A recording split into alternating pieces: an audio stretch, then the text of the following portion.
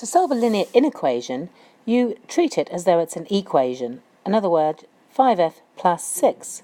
Although it is less than 26, you can treat it as though it was equal to 26 and go about your elimination of terms to isolate the f. So we're going to minus our 6 on both sides of the inequation, leaving us with 5f is less than 20.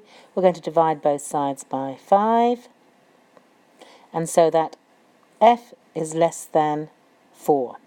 How we show this on the number line is we actually go to 4, and it can't be equal to 4, so we have to have an open circle around the 4 to show it cannot be equal to 4, but it can be anything less than 4, so we need to be able to include all these numbers and further down as well.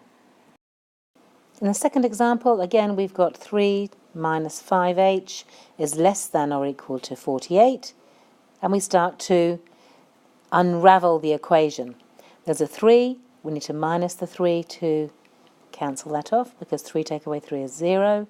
That leaves us with minus 5h is less than or equal to 48 take away 3, which is 45.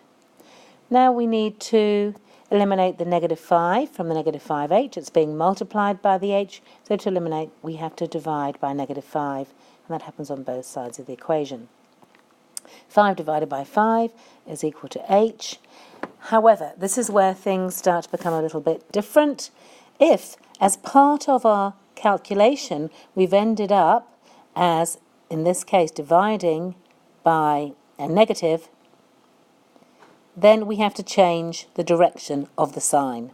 So what used to be less than or equal to now becomes greater than or equal to. This sign is now going to change, and we can work out what 45 divided by negative 5 was, which is negative 9.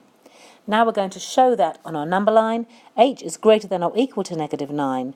So we look at negative 9, and it can be equal to negative 9. So we need to fill in that dot to show that it can be equal to negative 9, and it can be greater than negative 9. So therefore we're going to go up the scale like that.